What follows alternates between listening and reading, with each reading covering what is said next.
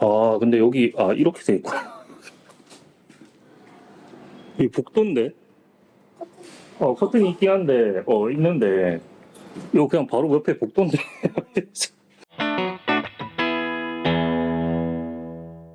베트남 여행을 떠날 때 밤 비행기로 이동하다 보니 현지에 도착하면 새벽 시간이라서 숙박업소를 예약하기 애매합니다. 입실하면 곧바로 잠들어야 하는데요. 이대로 아침에 조식 먹고 퇴실하면 사실상 숙박비를 기부한 것 같은 마음을 느낄 겁니다. 그래서 많은 사람들이 0.5박을 위해 가성비 호텔을 찾습니다. 저는 이번 다낭 여행을 마무리하고 한국으로 돌아오는 비행기를 타는 날 센터 호텔에서 0.5박을 했습니다. 가장 많이 언급되는 0.5박을 위한 가성비 숙소 중 하나입니다. 여행이 끝난 마당에 굳이 여길 예약한 이유는 마지막으로 베트남을 떠나기 전 샤워를 하고 몸을 깨끗하게 하고 싶었기 때문입니다. 결과적으로 나쁘지 않은 선택이라 생각했는데요. 각설하고 좀 더 자세한 내용을 솔직하게 공유하도록 하겠습니다.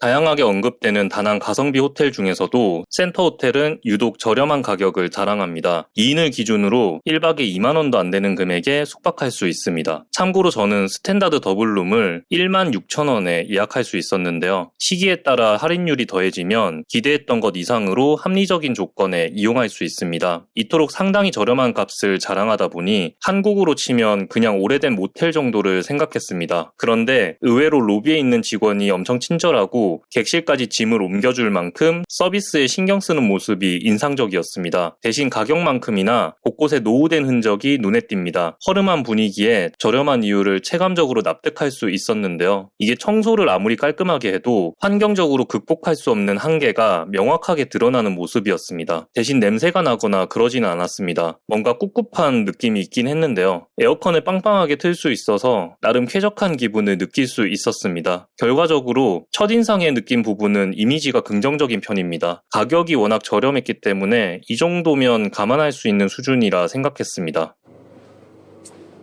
이거 갈아 끼운 거 아니지? 샀으면 되겠다. 더럽나 우리가 보다? 모르겠다. 아니, 누가 끼워놓은 게 아니라 여기서 그냥 저걸 그냥 끼워놓는 건가? 그런 리뷰도 있더라. 어. 하고다 리뷰 보니까 어. 필터기도 돼 있고 막 이러면서 그런 게 있더라.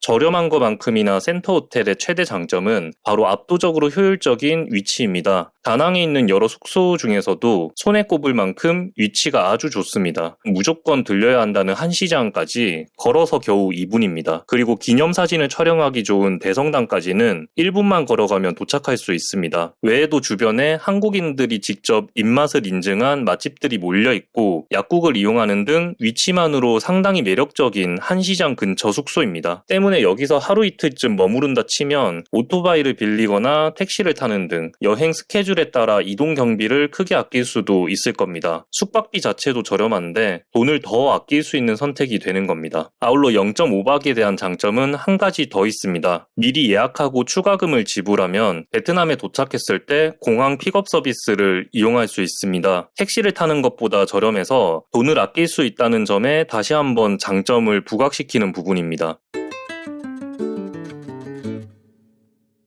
자, 그렇다면 가격을 감안해서 자신있게 추천할 만한 장소일까요? 지금부터는 정말 솔직한 이야기를 시작할 텐데요. 한 명의 개인적인 의견일 뿐입니다. 다른 사람의 의견을 함께 고려해서 각자의 주관에 맞게 선택하시길 바랍니다. 일단 제가 운이 좀 안 좋았습니다. 구조가 희한한 방을 배정받았는데 아니 무슨 벽이 없고 유리창으로 건물 복도를 바라볼 수 있는 희한한 옵션을 제공받았습니다. 도대체 왜 이런 구조로 객실을 만들었을까요? 심지어 바로 옆에 엘리베이터가 있습니다. 이게 작동하는 소음이 은은하게 느껴지고 방음이 잘 안 되기 때문에 사람이 지나가면 소리가 그대로 전달됩니다. 스탠다드 더블룸을 예약하는 분이라면 또 누군가 확률적으로 여길 이용하게 될 텐데요. 이날이 천하의 재수없는 날이 아니길 바랍니다. 제가 있었던 층에 이런 객실이 딱 하나였는데 그 딱 하나에 제가 당첨된 거였습니다. 침대는 좀 스프링 침대다. 아, 매트릭스가 아니고. 어, 슬리퍼는 딱 봐도 딱 신기 싫게 생겼지? 네.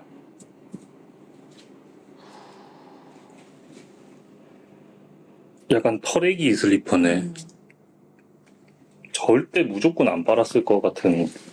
아울러 각종 패브릭에 얼룩이 그대로 남아 있습니다. 침구류는 세탁해도 지워지지 않는 얼룩일 테고 커튼이나 의자에 있는 건 제가 의심해 볼 수 있는 게 하나밖에 없었는데요. 건물이 노후된 만큼이나 객실에 있는 여러 물품들도 오랜 시간 교체되지 않았을 거라 생각합니다. 세월의 흔적이 고스란히 전달됩니다. 그래도 뭐 그럭저럭 넘어가려고 했는데 수건이 썩 느낌이 좋은 수건이 아니었습니다. 그냥 엄청 오래된 수건이거나 아니면 원단 자체가 싸구려인지 모르겠는데 뽀송한 느낌이 없어서 뭔가 찝찝한 기분을 느꼈습니다. 게다가 화장실 구석을 살펴보니까 곰팡이가 있더라고요. 청소를 제대로 하는 걸까요? 첫인상은 나름 좋았는데 객실에 머무는 시간이 길어질수록 의문이 생겼습니다. 솔직히 침구류 새 걸로 교체하는 거 돈 얼마나 든다고. 장기적으로 보면 부정적인 이미지를 크게 부각시킬 텐데요. 커튼이나 의자도 겉보기에 더럽다는 생각이 들어서 가까이 하고 싶지 않았습니다. 아무튼 좋지 못한 느낌의 다른 사람들이 남긴 후기를 연달아 살펴봤는데 객실에 바퀴벌레가 나온 경우를 몇 개나 발견했습니다.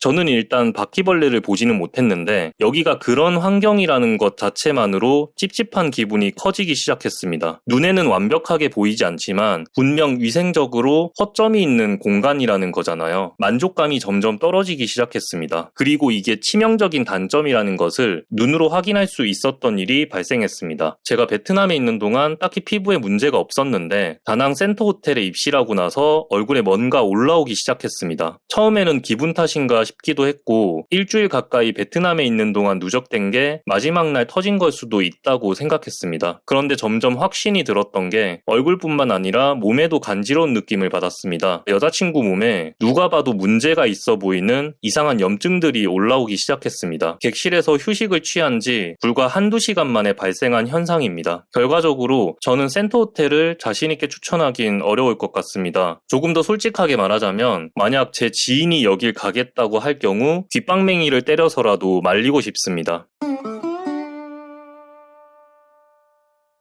제가 준비한 내용은 여기까지입니다. 후기 영상을 제작할 때 이미 앞서 다른 분들이 인터넷에 남긴 여러 의견을 꼼꼼하게 살펴보는 편입니다. 따라서 센터 호텔에 대한 것도 네이버 및 구글 검색을 통해 살펴봤는데 이 정도 가격에 불평하면 안 된다고 하는 분들이 보였습니다. 단순히 시설이 안 좋은 수준이라면 저도 이게 맞는 말이라고 어느 정도는 동의합니다. 가격 저렴한 거 너무 좋았고 이에 따라 객실이 오래돼서 노후된 부분도 충분히 감안할 수 있는 조건이었습니다. 아울러 직원분들도 정말 친절했고 무엇보다 사기적인 장점으로 위치를 꼽을 수 있는데요. 한시장 주변에 숙박을 하겠다면 지리적으로 이만큼 좋은 곳은 몇 군데 찾아보기 어려울 겁니다. 그럼에도 불구하고 피부가 이런 상태가 되는 건 납득하기가 어렵습니다. 다른 분들이 남긴 후기에도 피부에 간지러운 느낌을 받았다는 의견을 어렵지 않게 확인할 수 있었습니다. 물론 개인차가 있어서 모두 똑같은 경험을 하는 건 아니지만 이런 불확실성을 감안하고 불안한 여행을 가야 할까요? 위생적으로 이만큼 취약한 건 제 기준의 선을 넘어도 한참을 넘었습니다. 이런 의미에서 다시 가고 싶은 마음은 없습니다. 친절했던 직원분들에겐 미안하지만 여기는 리뉴얼을 제대로 하고 다시 재오픈을 해야 할 것 같습니다.